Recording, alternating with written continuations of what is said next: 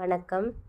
கடையேழு வள்ளல்கள் அவங்க குறுநில மன்னர்கள் 7 பேர். அவங்க ஆட்சி செஞ்ச பகுதி வள்ளல் தன்மையை பற்றி பார்க்குறோம்.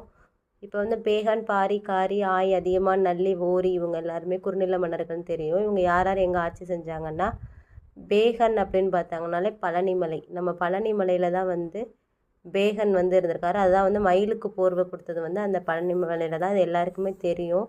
அதுக்கப்புறம் பாரி அப்படின்னா பார்த்தோம்னா அந்த முல்லைக்கு முல்லைக்கு கொடி பரவதற்கு தன்னோட தேரையே கொடுத்த பாரி மன்னன் சொல்லி நம்ம கதை பார்த்துருக்கோம். அந்த ஃபோட்டோவில் கூட இருக்குது. அதான் பாரி.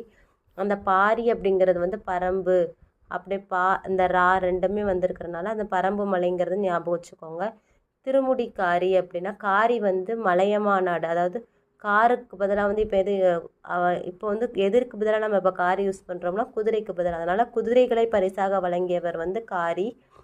எங்கே போகிறதுக்கு அப்படின்னா மலையமா நாட்டுக்கு போகிறதுக்காக அப்படின்ற மாதிரி ஞாபகம் வச்சுக்கோங்க. ஆய் அண்டீரான்ங்கிறது ஆய். அப்போ என்ன பண்ணோம், நம்ம ஆயா பொதியை எடுத்துக்கிட்டு போகிறாங்க. அதுக்குள்ளே அந்த பொதிக்குள்ளே என்ன இருக்குன்னா நீலனையாக உடை இருக்குது. அதை இறைவனுக்கு போய் போர்த்தி மகிழ்ந்திருக்காங்க அப்படின்ற மாதிரி ஞாபகம் வச்சுக்கோங்க. அப்புறம் அதியமான். அதியமான் நமக்கே தெரியும், தகடூர் தர்மபுரின்னு இப்போ சொல்கிறாங்க. இது நம்ம அதியமான் அவ்வைக்கு நெல்லிக்கனி கொடுத்து அதியமான்னு சொல்கிறோம்ல, அந்த அவ்வை அந்த அதியமான் அவர். அப்புறம் நல்லி கண்டீரமலை.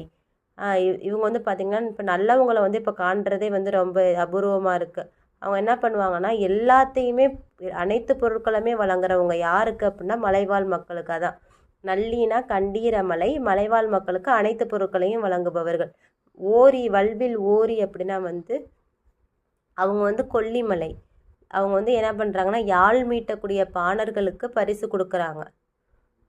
அவங்கள காப்பாற்றணும், அவங்க கொன்றக்கூடாது, யாரும் கொன்றக்கூடாது அப்படின்றக்காக யாழ் மீட்டும் பாணர்களுக்கு பரிசு கொடுக்கறது தான் கொல்லிமலை.